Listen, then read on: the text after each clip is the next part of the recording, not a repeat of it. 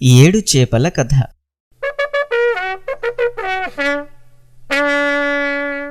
అనగనగా ఒక రాజు. ఆ రాజుకి 7 కొడుకులు ఉన్నారు.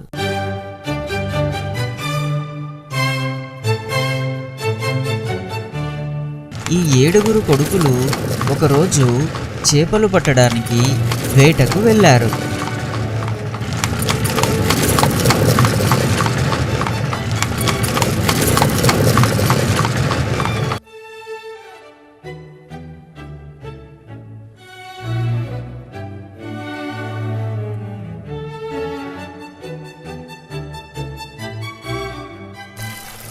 చెరువులో గాలం వేసి 7 చేపలు పట్టారు.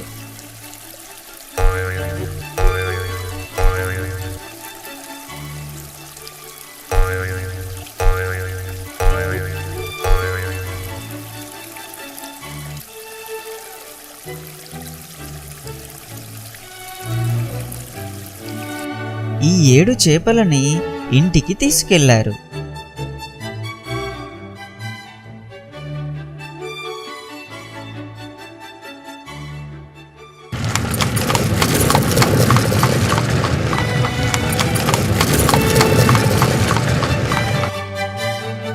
ఈ చేపలని ఎండలో ఎండబెట్టారు. ఈ 7 చేపలలో 6 చేపలు ఎండాయి, కానీ 1 చేప మాత్రం ఎండలేదు.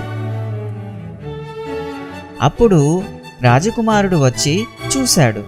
రాజకుమారుడు ఆ చేపతో ఇలా అన్నాడు: చేపా చేపా, అన్ని చేపలు ఎండాయి, కానీ నువ్వు మాత్రం ఎందుకు ఎండలేదు?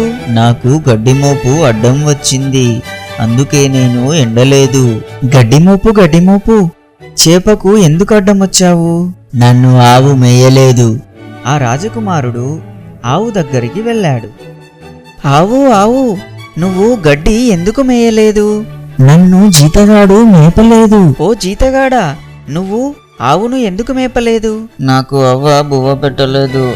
రాజకుమారుడు అవ్వ దగ్గరికి వెళ్ళాడు.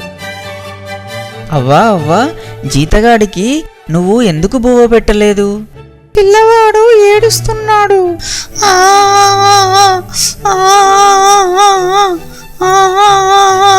పిల్లవాడా, నువ్వు ఎందుకు ఏడుస్తున్నావు?